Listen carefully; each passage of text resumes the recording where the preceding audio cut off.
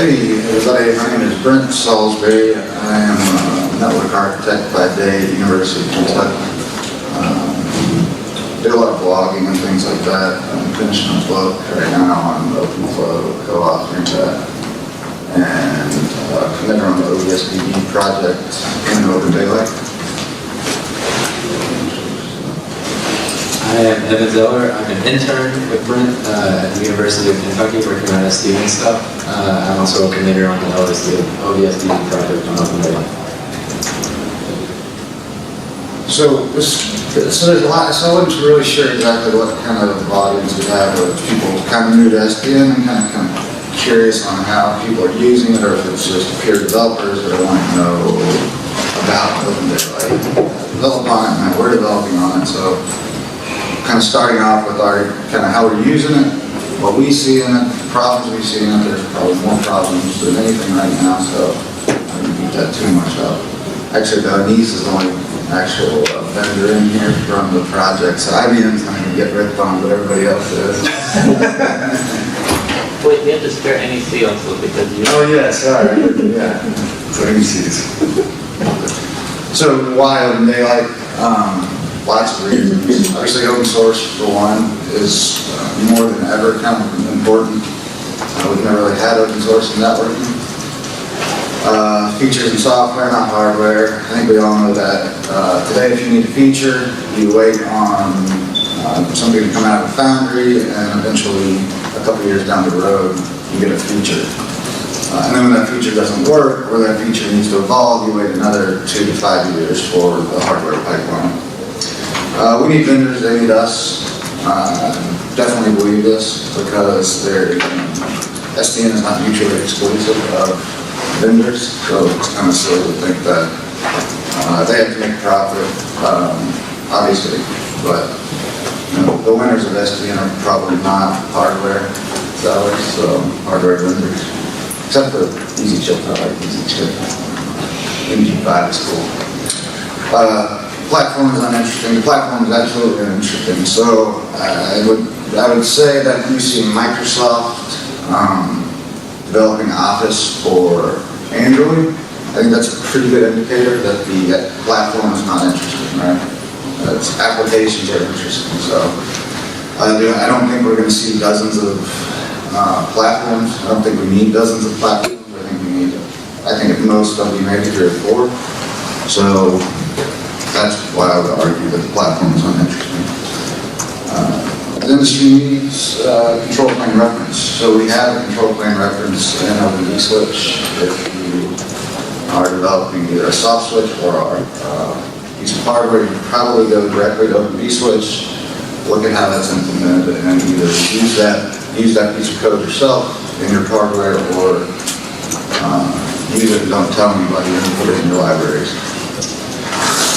Multi-vendor, so the other reason I really like OpenDaylight, other than just being on the Linux Foundation, is there's lots of checks and balances. So there's lots of companies that would like, Cisco doesn't like the whole SDN thing, right? It's not healthy for Cisco, but Cisco is evolving because they know they have to evolve.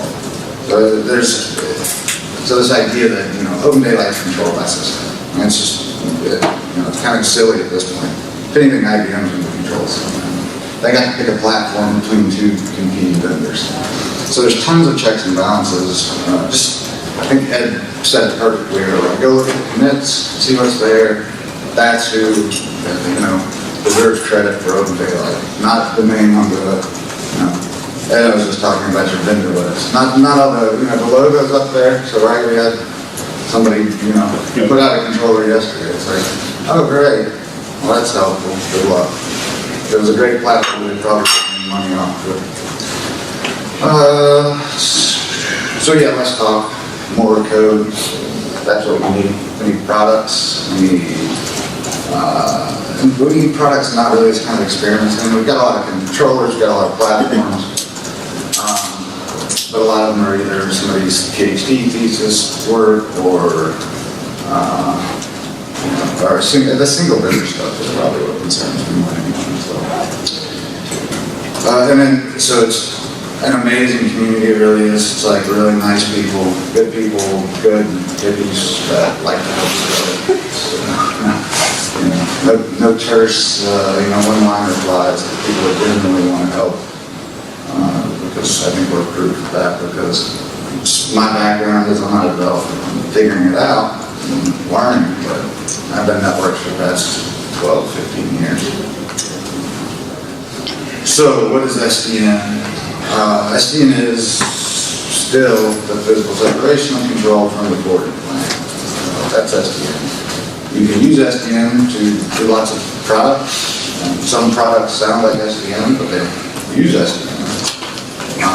That's fine, right? We kind of remember this is what SDN is. Want to do other things, that's cool, but this is what SDN is. Yes, PGP is an SDN. So, and OpenFlow isn't like this. I'm going to talk like almost exclusively on the first 30 minutes of this is all about OpenFlow, just mainly because that's how I can from a compute server send control forwarding of the network. So OpenFlow is that primitive today. Certainly not perfect. It's probably the easiest way to install services on the edge. Are there any other low-level primitives? So like, yes, the Forces was the one that came out of IETF. I know a little bit about him. So please interrupt me throughout this. This is kind of all. No, I appreciate it. It's awesome. So Forces would probably be the closest that I've seen. There's things like, so there's the XMPP thing too, right? So there are ways to instantiate. So there's definitely ways to do it. I just think this one has the momentum. Well, yeah, that's the whole thing is I'm sort of new to it, SDN and Daylight, all this, and I've seen this sort of real tight coupling between OpenFlow and SDN, and I'm getting to the point where I realize it's not necessarily, it has to be that way. Yeah, no, absolutely. Great point, really, this is what has the momentum, so if something else comes along that has the momentum, great. I just don't, like at this point, to go back and take another 5 to 10 years. We've been asking, for example, OpenFlow, like at academia for at least 5 years. Yeah. It's been around since 2008. Like there's 4 companies that did a Genie presentation in 2008, which is an NSF funded thing. Yeah. Forgot the exact ones. But it was IBM and Cisco, they're in the room, NEC. So this is a problem. So it's a perfect transition because OpenFlow doesn't do this very well, right? Because OpenFlow is done in TCAMs today. And TCAM is slow. It runs, the fastest TCAM is probably around 600 megahertz. So if you transition that to packets per second, 6 million packets per second. So a terabyte is a lot more than 6,000 or 6 million. So that's kind of where this idea of disaggregating at the edge is coming along. Like, here's how a kind of classic chassis works. You've got some routing engine, then you've got line cards. Routing engine pushes down forwarding entries proactively most of the time, and that's what kind of the internals of a classic chassis would look like. And then a lot of this stuff is distributed out into the individual line cards too. So we've kind of gone from a more central model to slightly distributed in the line cards, but if you pull out that top line card or pull out that control, regardless of what those vendors are going to say, your switch will melt down.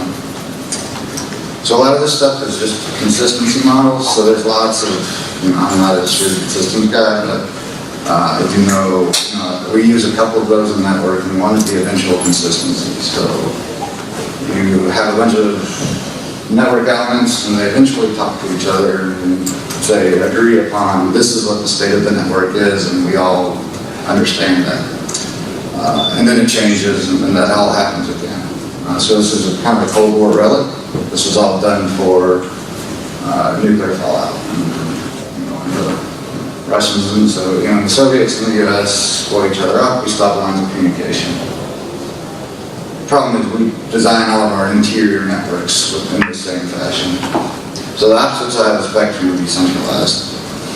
So you've got immediate consistency. So if I have if anybody knows how wireless controllers work or some phone platforms, you've got all the intelligence is centralized. Something boots up, attaches to that. It doesn't need to exchange anything. It's just immediately done as soon as it attaches because all that intelligence lives there. So this is probably something where we'll learn, right? So it's kind of modularity. It's we're still exchanging state, but we don't necessarily need to. Every box doesn't have to hold the entire internet or your entire network. And a lot of the reason for this, maybe hopefully will become clear in a few, is that it's a whole lot easier to do services and policy and things like that. It's tough to do decentralized anything or distributed anything is pretty tough. So here's the same,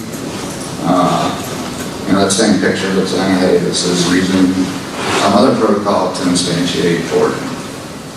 So instead of using proprietary backplane protocol that the vendor's using on their backplane, this is just saying, well, here, I'll do that and I'll expose it and I'll use the network or something else. Some kind of fabric has a bus instead of a chassis or a stack cable or sort of things. So here's when people think of OpenFlow, they think of this, I think. We're starting to I heard a good conversation earlier on proactive, so we'll get to that.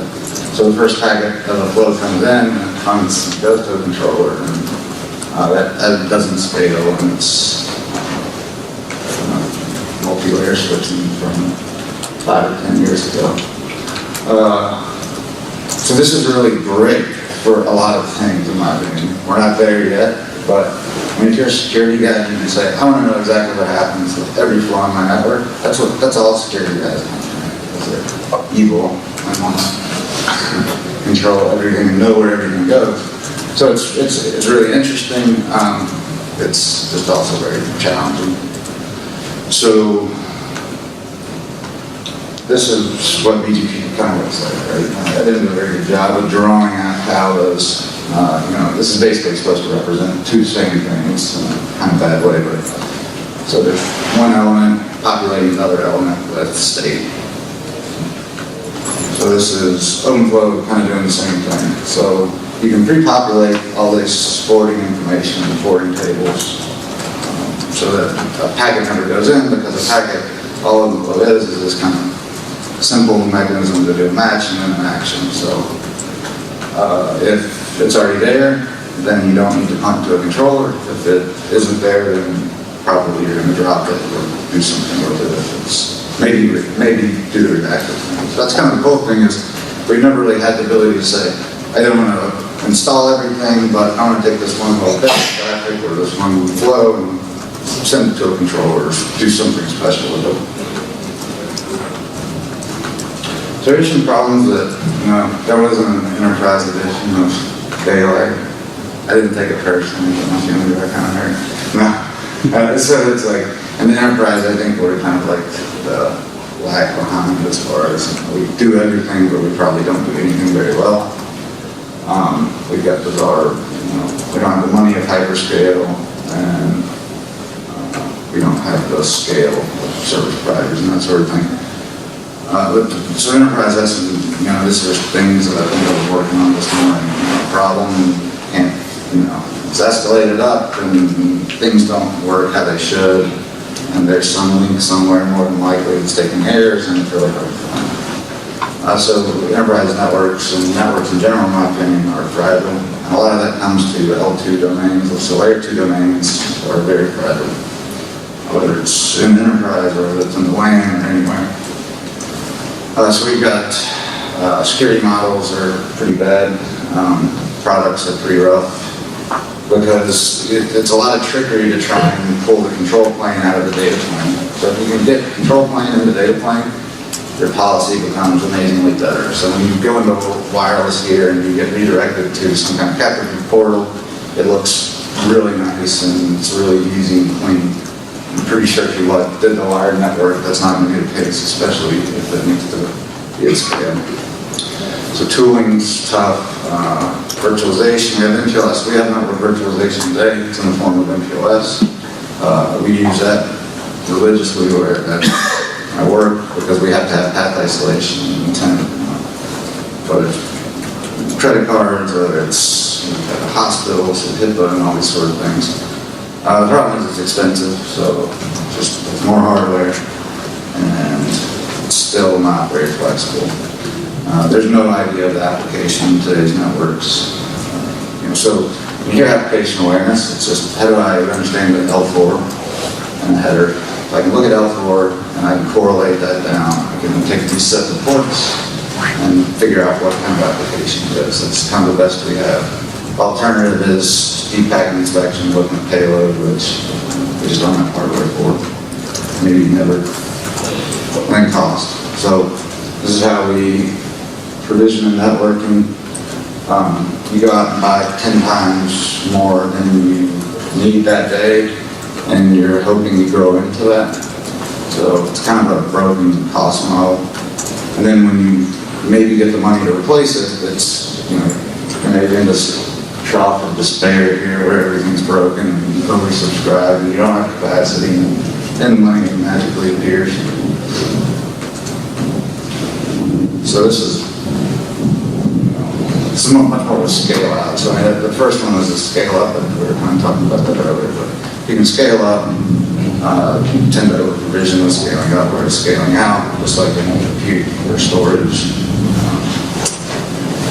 you stay much more aligned. And this is kind of where we are today. So the more stuff you buy in computing and storage, typically the cost per widget goes down. In networking, that cost stays pretty linear and arguably it even grows. So the bigger your network, the more expensive it may very well be to operate. So just, throwing in some stuff for in case somebody doesn't know, or hasn't really kind of thought about. When you hear tuples, these are just header fields. So you have this kind of match and then some kind of action. So it's pretty simple. So OpenFlow though is definitely not for, the network operators shouldn't be out programming flows because that would be really inefficient. It would be worse than going on programming a network with static routes.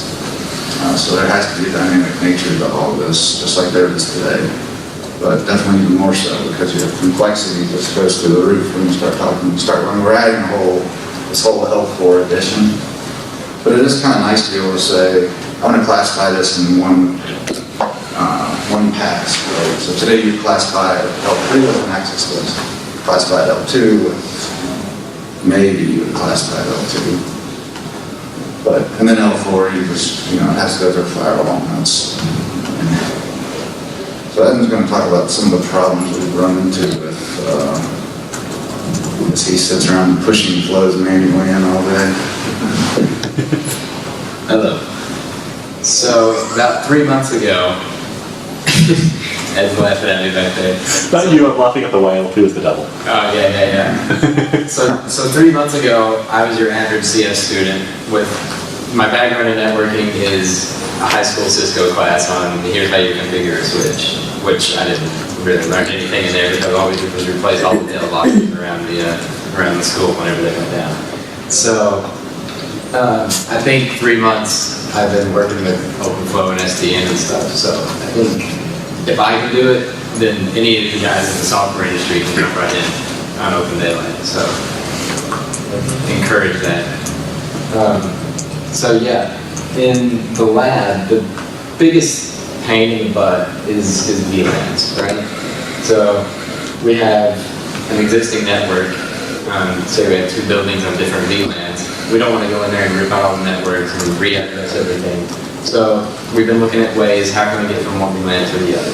What you run into is ARP, right?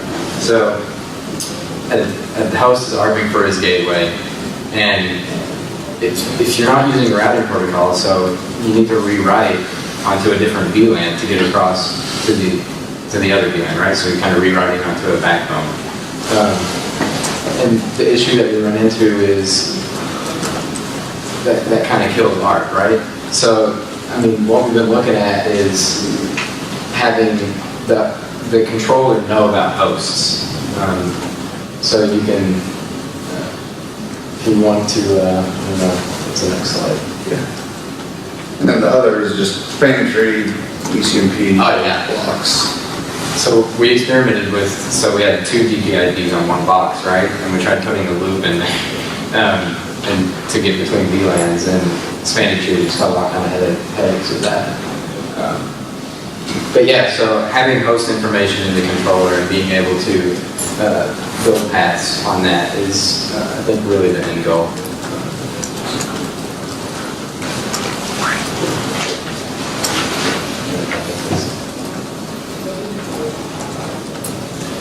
So another, that's probably a pretty popular use case in R&D, so in research and education, is the middle. So the middle box is really expensive. And if you look at middle boxes today, they're 9 to 10, 32 cores or some numbers slapped onto silicon.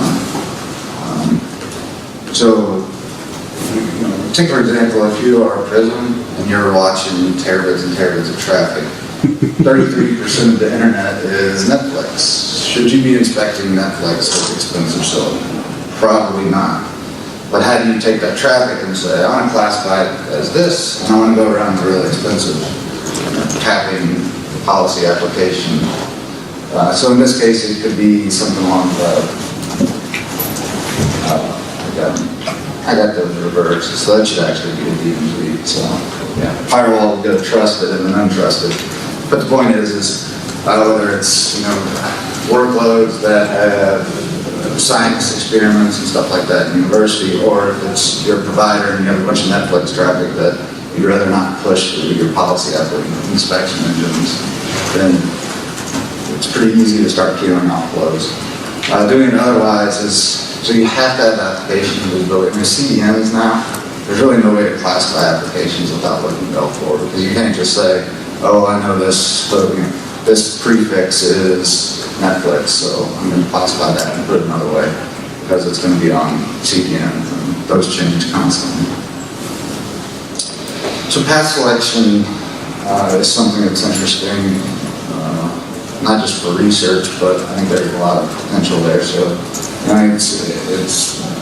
there's lots of different metrics. I mean, these are just simple examples, right? Where you've got shortest path algorithms today that you may want to override, or you just may want one particular application to go over some bizarre link for any reason, time of day.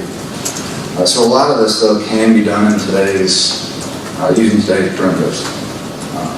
I would say they're not, because it's not being programmatically done.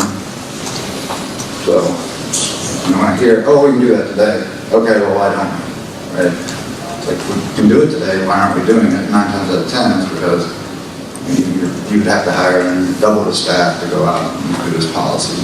I really think that's where the networking professional starts to move up the stack.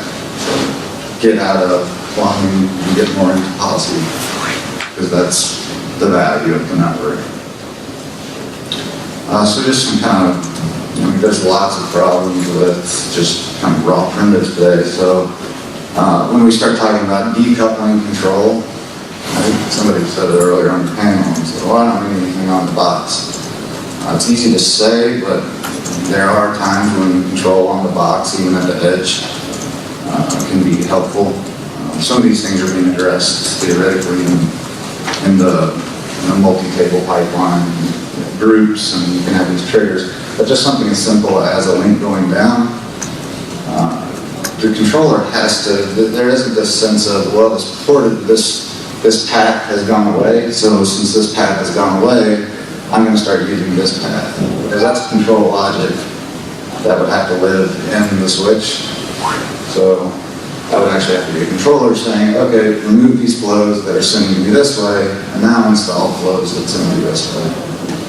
With some of the new group tables and things like that, it should address that. So you can almost set up, if you're familiar with like LSPs or traffic engineering and LSI, you can say, here's my primary path, and then here's my backup path that should trigger if my primary path goes down. But that doesn't exist that I've seen. Topology discovery is kind of a hack. I mean, it works, but we're just sending LDP frames. So LDP is something that embeds discovery and sends it out to the neighbor. In this case, though, what it's really doing is it'll send out the discovery. The controller says, okay, everybody send out LDP. This is what's being done in OpenDaylight also.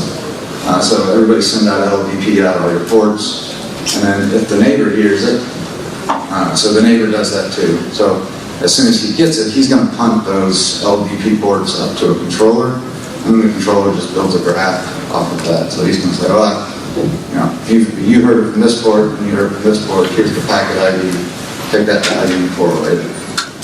So you start to build out your graph. Integrating SDN is tough. I think part of it is just because of how I've looked at networks over, been doing networks for a long time, and that's how I see networks, and some of the rules don't necessarily apply, so you kind of have to unlearn a little bit. There's kind of two ways. So islands, so you'll have this SDN island that could be an overlay or a physical network, and then you'll have your regular network. So gateways are an obvious solution, and the other, I tend to talk about OpenFlow normal quite a bit.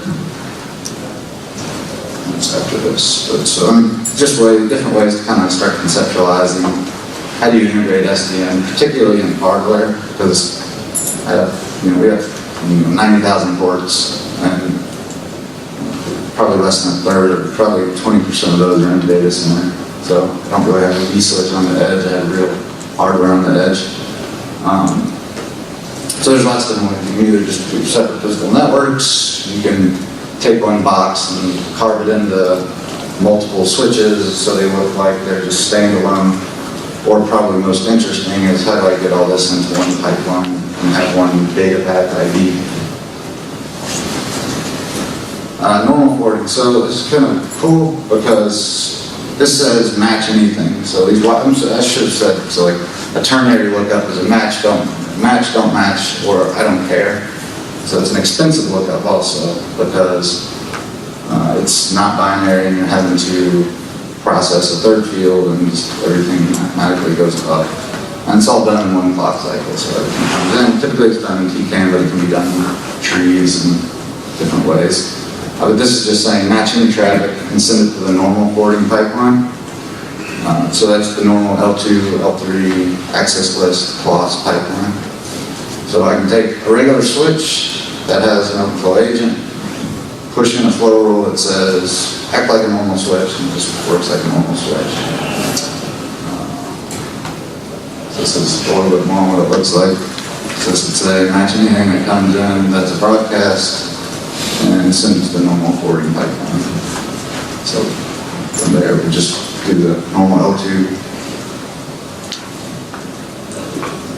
So ARP's another one I haven't touched on it.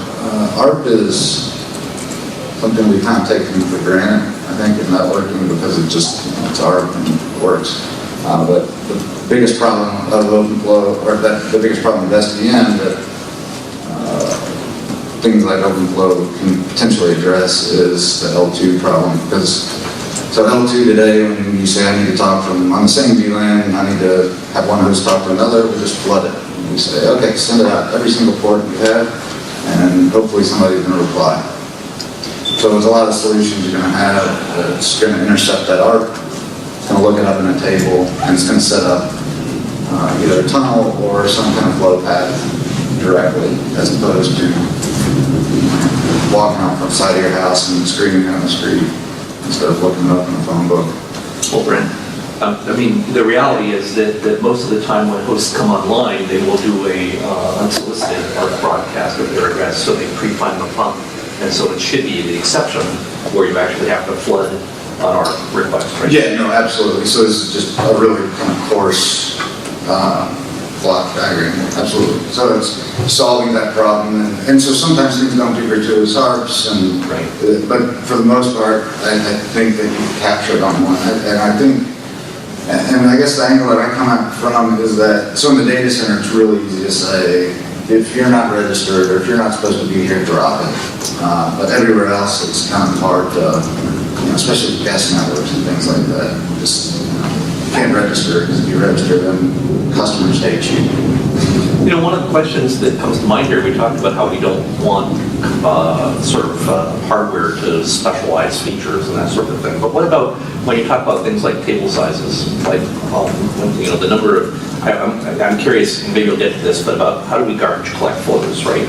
What happens when we have so many flows that there's no room in the tables and hardware any longer, right?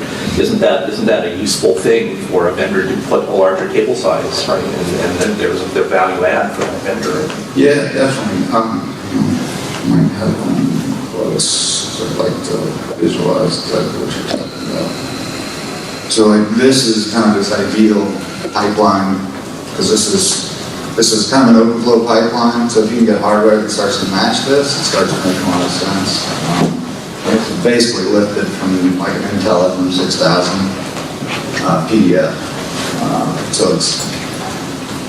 But table size in itself, how do you, I'm going to be curious too how that's solvable, because because at some point you have to say, oh, you can't install more services here. So if you're using the edge as a firewall and you're instantiating firewall services there, what is the notification that says, I'm almost out of space? Because that's not being baked in.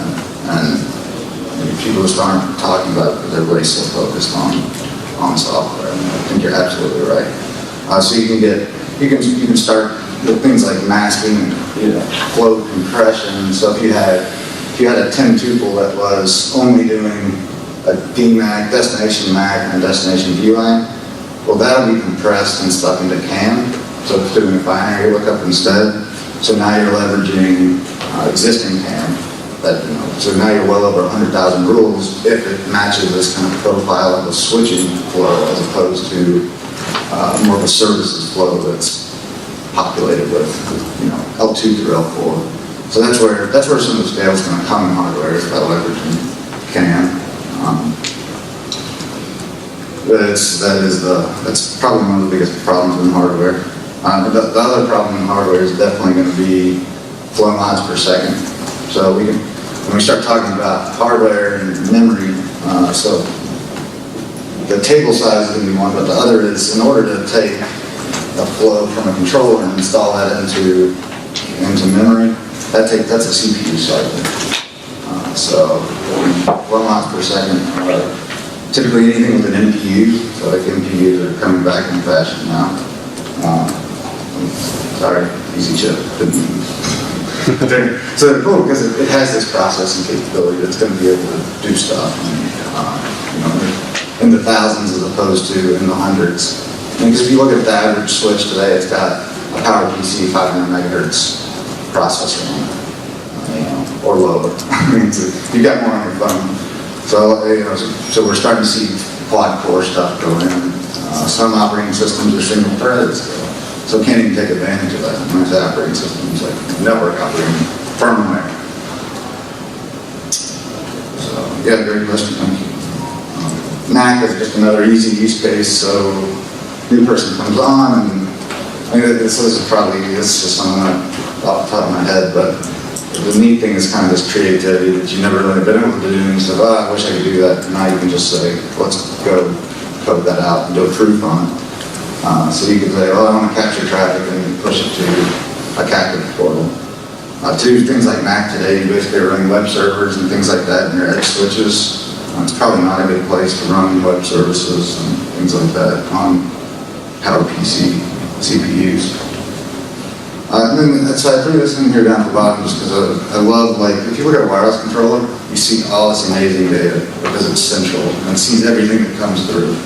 And I can never tell you the percentage of clients and the hours and the total transfer traffic and payload that they put on in a window. It's impossible to get that kind of information from a fully distributed network.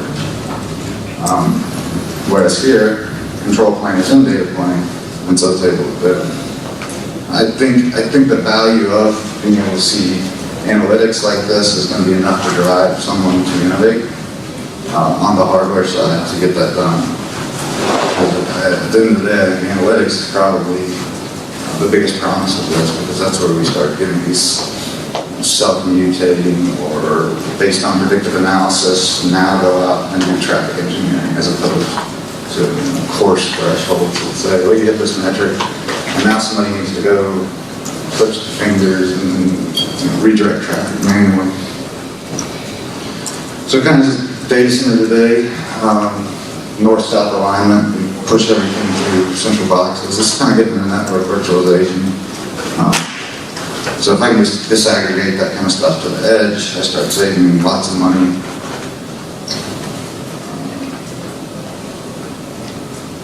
So I think this is probably one of the biggest drivers, right? So this is the systems guy that says, I need network resources, and here's what he's used to. Right? He's used to this stack that makes that pretty easy to do. So he doesn't really want to hear about how hard it is for us to plumb VLANs across the data center, or why we can't plumb a VLAN across the data center because we don't want the data center to melt down. So he can do bad things like demotion. So this is a concept that came out of R&D of slicing. So this is something we're doing at the university as far as, so we basically have a researcher that wants to do any kind of experiment on the network. Say, I need a topology and I want to control that topology because I want to run experiments on the production network. Because today you would either emulate it with something like Mininet, or you get go buy a whole hardware lab and try and replicate your production environment, which we can't even, we can barely buy 2 switches, much less the whole topology. So the neat thing about it, I think, is this idea of self-provisioning. So if you have a global network and you have a global tenant that wants to manage their own network, if you could virtualize that network and say, here you go, here is a piece of your network, and do whatever you want with it, do whatever policy you want with it. Now this isn't easy arbitrating any of this in the middle, but I think that's something that can happen with software. And so we never really had this big kind of shift from, we never had this corner case network architecture to data center and then totally different service provider and enterprise. Probably the biggest difference has been MPLS, and so there's a little bit of that in the data center, but it's much more predominant than service provider and campuses, or in enterprise campuses. So I think as hardware starts, we used to look at GRE tunnels as a big hack. If you had a problem you couldn't figure out, you could go put up a tunnel. Now it's like the answer. So I think we'll probably look at just doing tunnels in a campus environment and having your, what we call VTEPs today, possibly be hardware as opposed to, because the problem is if you have a 10 switch hop between 2 endpoints, you're now mapping either flows or whatever, this custom forwarding, however you want to do it, you're going A to B to C to D to E to F. If I can extract that complexity and say, I just want to go from A to Z, and I don't want to worry about what's in the middle. So we're starting to see some of the tunnel encapsulation support and top of racks. So I think there's an interesting potential there to start dropping the price of these traditional distribution boxes that, you know, to get scale, achieve scale, you're running MPLS on, or not, you can take a top of rack and abstract out things between. So I kind of like, so like within FB, I think, so network function virtualization, all it means is here's how service providers are going to take COTS, so just off-the-shelf servers, and funnel, redirect traffic through them to do things like anything you used to do in a black box, theoretically you should be, they're going to be going to do in x86, and so it's a total CapEx thing. But if I can capture, so the neat thing is I can say, I just want to classify this one particular application, and I want to funnel it through something, or I want to do whatever, I want to do a custom path with it or anything else. I can just pick off that one piece, because honestly, especially in a routed network, most of it works just fine. I mean, there's not like huge problems with, the internet's probably easily the most distributed system, successful distributed system in history. So I think it's a pretty small amount of things that need to be solved. So it doesn't necessarily mean boiling the ocean. So I'm really kind of focused on how do we find these incremental paths to starting to consume some of these services. So the edge makes sense because it's at the disaggregate. Definitely not my idea. So So if we can get to this kind of abstraction, now everything just looks, particularly in our data centers, like we have a need for this today, so in hospitals, multi-data centers, and they need a VLAN from one data center to another, and it's just something we can't do because we can't, it just increases fragility every time we do that sort of thing. So if I abstract that center, the center network, now everything just looks directly connected. So this would be, this is, in my opinion, it seems to be what the data center, and you can swap out, so this isn't endorsing anything or anything like that. So this could be a regular physical switch also. But the neat thing is, for a developer, you don't have to worry about mapping A to B to C to D. You just say, match this and send it to this host, because everybody works directly connected. And kind of went through the hardware. Only other thing would be is this. So with OpenFlow 1.0, you had just a single table. So if you matched one thing, that was it, and then you're punted out of the pipeline. So there's a Cartesian problem that comes along with that, and lots of math stuff. There's lots of math problems with this too, though. But the neat thing is, if it can be done at the performance that we need, it's really powerful because you can say, after each table, I'm going to match on something, and then do an action, mutate into something else, and then go match again based on that. And it gets kind of insane on what you could actually do with it. You have to cook dinner, do your laundry. So just kind of transition a little bit to the software side. So like, here's what we had in software, and here's what we had in network. So we never really abstracted, we kind of stayed at the low level. And it's not that there's a lack of smart people in networking by any means. You've got this exponential Moore's law, and you're doing millions of packets, millions of things, transactions per second, and that's a really hard thing to do. But we just need to start building out these abstractions. So I like the concepts in software development are really similar to the concepts in networking, scale, and everything else. So basically in Daylight, it's modular, so we expose interfaces, and that's where everybody attaches to. So rather than just having a big blob where everybody can talk to anybody, you maintain modularity through exposing interfaces. So I mean, just a kind of generic example from our OVSDB project. So we hide some of this and expose it only where it makes sense.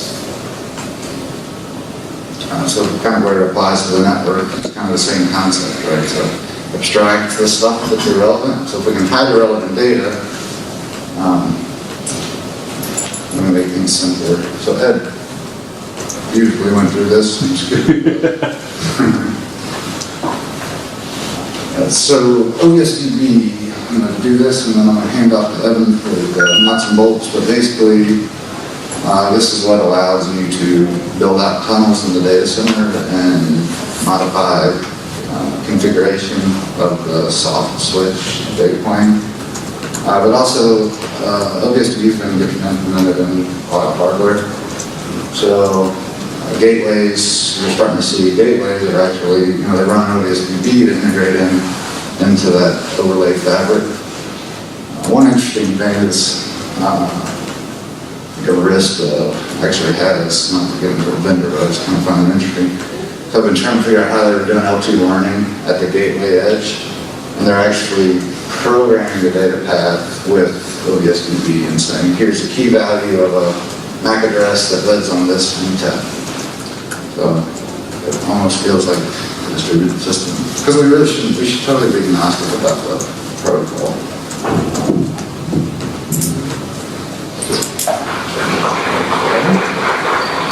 So I'll just briefly go over some of the, I won't get into too much of the goofy stuff of the OVSDB protocol, but basically it looks like a big database with a list of methods here that manipulate the database.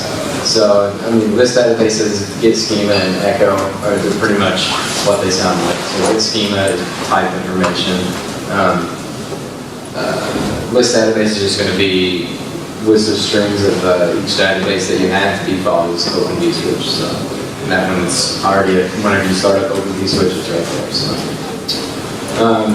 you have monitor and transact are the big chunk of everything. So initially you're going to send a monitor request, and every time there's a change in the database, you'll get notifications, an update notification back with the UUIDs for bridge, interface port, whatever you created. Yeah, so here's some of the tables and how they're related. The Open vSwitch table has exactly one instance in it. So it has a list of all the bridges, and it also points to the instance in the SSL table and manager table optional. So the SSL table can have some keys in it, public-private keys. The manager table holds pretty much, I guess, the IP going back to the OVSDB client. So it could be pointing back to daylight. It says this is your manager. There's a similar table called controller for the bridge, points to controller, and said this is where you go for your OpenFlow configuration. So the bridge has ports. You can configure NetFlow and SFlow for your network monitoring. You want to do that, and your OpenFlow configuration. Flow table is so you can set a limit on flows, and if you overflow, you can set your policy for that. So you can evict current flows that are there, or you just drop the flow that you tried to add. Some things like that. And then you have port and interface. Port can have multiple interfaces. That's basically for port bonding. You can set your VLAN tag on a port. And then the interface is the hook into the kernel and how you relate to the physical device. And here, just for completion, the list of all the OVSDB tables. I think the ones that I mentioned, quality of service and queue, those are related. So the queue is just output port queue, and that goes into the quality of service, and the quality of service gets related to the port table. So you can have quality service per port. And then I guess I thought it would be a good idea to talk about how things are referenced inside the tables. So these are universally unique identifiers, UUIDs. An interesting thing is that OVSDB provides the capability of referencing within the OVSDB transaction. So you can make a transaction where you create a bridge, and then you can add a port to that bridge in the same transaction before the UUID is generated, because it's all generated on the OVSDB server side. So we don't handle any of that. We can reference it. So I think that's pretty cool. And this is how we're implementing OVSDB in our project. So the left-hand side there is pretty much the OpenDaylight controller. I think we're the only project right now using the configuration service and the connection service. So, well, maybe not your connection service. Somebody else might be using that. But the configuration service is exposing northbound APIs for creating bridges, ports, setting VLANs for those ports, and OVSDB plugin contains a full representation of the OVSDB on our side. So we're working on demarshalling the monitor request response into a bunch of POJOs. Brent's been working on that for a while. So once all that's working and we get the caching working, so you'll do one additional monitor, and then you have a completely consistent representation of the Open vSwitch database on the OpenDaylight side, and that can be leveraged in many ways by different projects or whatever. Yeah, I think that's it. So, I've had some, I've been using Open vSwitch for a while. This OVSDB server database, is it modified anyway from what I get when I just do a git pull on Open vSwitch from their site? Did you guys modify it in any way, or? No. Basically, we're just implementing OVSDB client. Okay. So we just and then you said that OpenFlow protocol requests and they get instantiated. Right. Well, so Open vSwitch database doesn't deal in OpenFlow, right? So No, but you use it like an OS. There's like OFCTL or something, OVSCTL. oh yeah, OVSDB right? So you can just manually put them in, so you guys. Yeah, so you're on a command line, you're doing your OVSDB. Yeah. Underneath that, it's just talking OVSDB to the server. Right. Yeah. So we're just implementing that. So you bypass that and you just went straight to the, Yeah, so it's JSON RPC request. oh, okay. Yeah. Okay, great. And so it'll listen where like OpenFlow is from the element, then attaches to the controller. It's Right. vice versa. So the controller actually is the client that attaches to the OVS. Okay, So okay. pure. That picture there actually was probably the most useful picture I've seen today. That was great. I finally get it now. Okay, yeah. Okay. All right. Good. And then kind of just what it's doing is just setting these tunnels up as needed. And that's actually not my picture.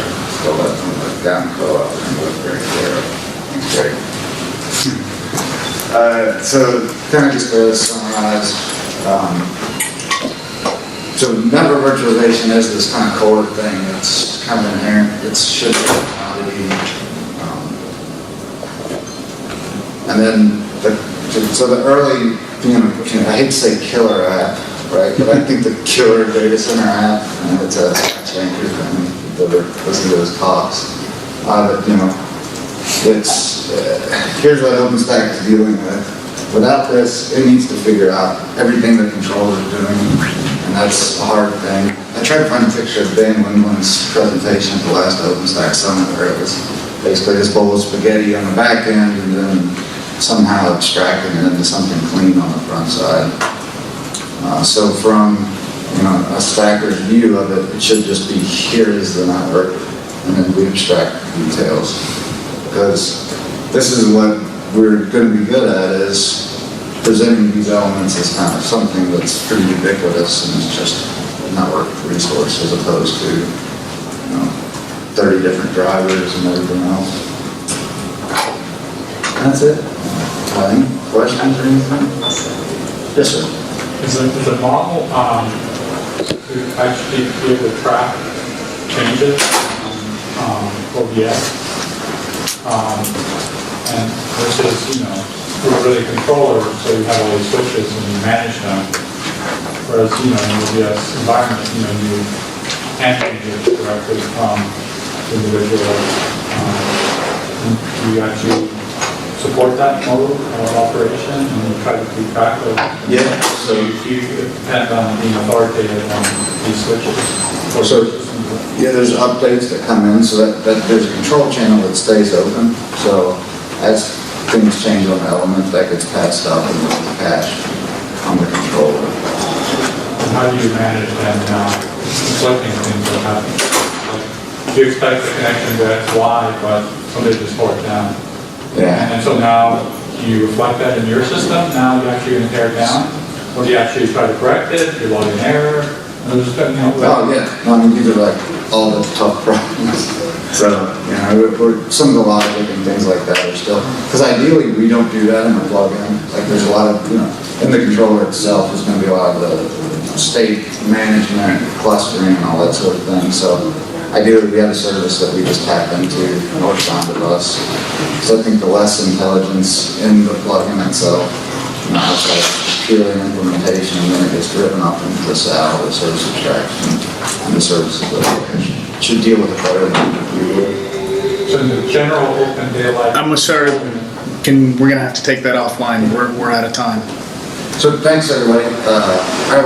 We're all winging it. I know I am. So but come join us. It's a lot of fun, and it's a once every 20-year occurrence. Feel free to.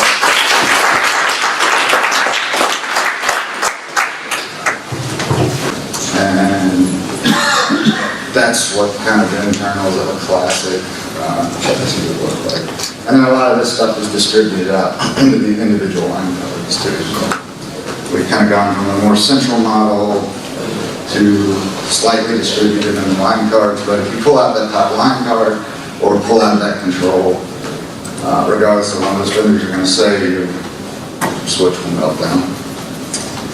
So a lot of this stuff is just consistency models, so there's lots of, I'm not a distributed systems guy, but if you know, we use a couple of those in networking. One is the eventual consistency. So you have a bunch of network elements and they eventually talk to each other, and say, agree upon, this is what the state of the network is, and we all understand that.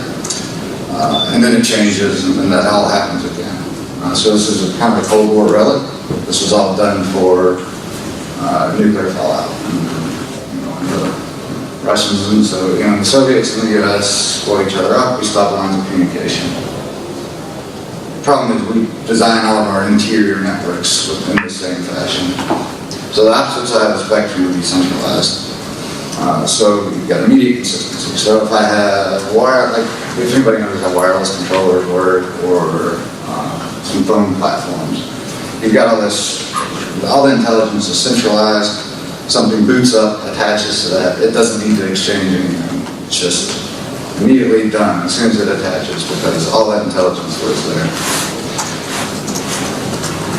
So this is probably something where we'll land, right? So it's kind of modularity. It's we're still exchanging state, but we don't necessarily need to. Every box doesn't have to hold your entire internet or your entire network. And a lot of the reason for this, maybe hopefully will become clear in a few, is that it's a whole lot easier to do service. Any other low-level primitives? So like, Configuration? yes, the Forces was one that came out of IETF. I know a little bit about him. So please interrupt me throughout this. This is kind of all. Yeah, I just No, I appreciate it. It's awesome. So your Forces would probably be the closest that I've seen. There's things like, so there's the XMPP thing too, right? So there are ways to instantiate. So there's definitely ways to do it. I just think this one has the momentum. Well, yeah, that's the whole thing, is I'm sort of new to it, SDN and Daylight, all this, and I've seen this sort of real tight coupling between OpenFlow and SDN, and I'm getting to the point where I realize it's not necessarily, it has to be that way. Yeah, no, absolutely. Great point. Really, this is what has the momentum. So if something else comes along that has the momentum, great. I just don't, at this point, to go back and take another 5 to 10 years. We've been asking, for example, OpenFlow, at academia for at least 5 years. Yeah. It's been around since 2008. There's 4 companies that did a Genie presentation in 2008, which is an NSF-funded thing. Yeah. Forgot the exact ones. It was IBM and Cisco, because they're in the room, NEC. So this is a problem. So it's a perfect transition, because OpenFlow doesn't do this very well, right? Because OpenFlow is done in TCAMs today. And TCAM is slow. It runs, the fastest TCAM is probably around 600 megahertz. So if you transition that to packets per second, 6 million packets per second. So a terabyte is a lot more than 6,000 or 6 million. So that's kind of where this idea of disaggregating at the edges come along. Here's how a kind of classic chassis works. You've got some routing engine, then you've got line cards. Routing engine pushes down forwarding entries proactively most of the time.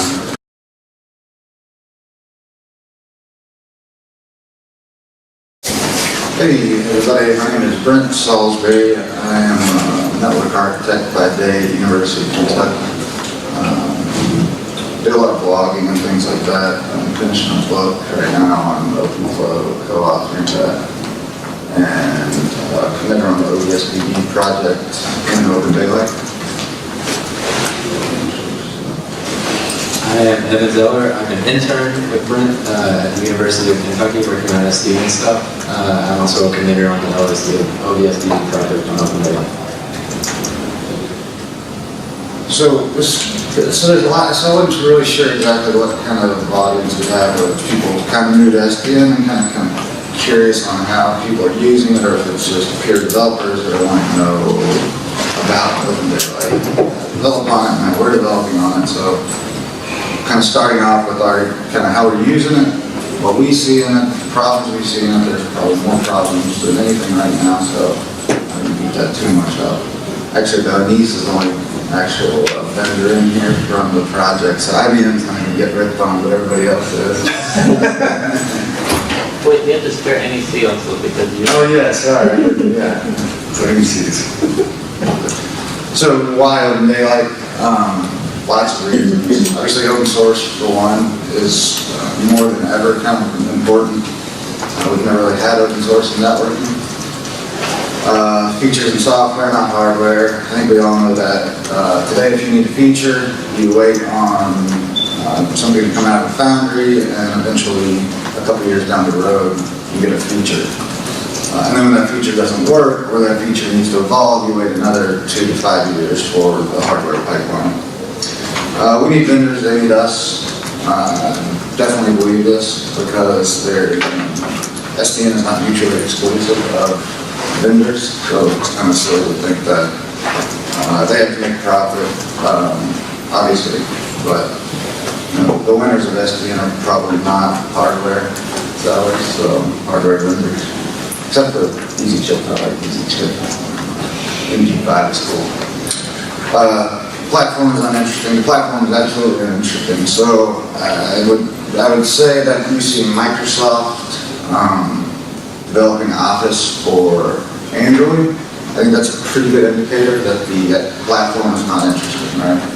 Its applications are interesting. So I don't think we're going to see dozens of platforms. I don't think we need dozens of platforms. I think at most there'll be maybe 3 or 4.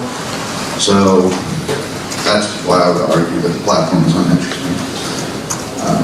The industry needs control plane reference. So we have a control plane reference in OpenDSwitch. If you are developing either a soft switch or a piece of hardware, you can probably go directly to OpenDSwitch, look at how that's implemented, and either use that piece of code yourself in your hardware, or use it and don't tell anybody and put it in your libraries. Multi-vendor, so the other reason I really like OpenDaylight other than just being on the Linux Foundation is there's lots of checks and balances. So there's lots of companies that would like, Cisco doesn't like the whole SDN thing, right? It's not healthy for Cisco, but Cisco is evolving because they know they have to evolve. So this idea that, OpenDaylight is controlled by Cisco. And it's just, it's kind of silly at this point. If anything, IBM's in control. They got to pick a platform between 2 competing vendors. So there's tons of checks and balances. I think Ed said it perfectly earlier. Go look at the commits, see what's there. That's who, deserves credit for OpenDaylight. Not the name on the, Ed, I was just talking about your vendor list. Not all the, the logos up there. So we had somebody, put out a controller yesterday. It's like, oh great, well that's helpful, good luck. It was a great platform, they probably made money off of it. So yeah, let's talk more code. That's what we need. We need products, we need products, not really this kind of experiments. We've got a lot of controllers, we've got a lot of platforms. But a lot of them are either somebody's PhD thesis work or the single vendor stuff is probably what concerns me more than anything. So it's an amazing community, it really is. It's like really nice people, good hippies that like to help each other. No terse, one-line replies. People that genuinely want to help. Because I think we're proof of that, because my background is I'm not a developer. I'm figuring it out and learning, but I've done networks for the past 12, 15 years. So what is SDN? SDN is still the physical separation of control from the forwarding plane. That's SDN.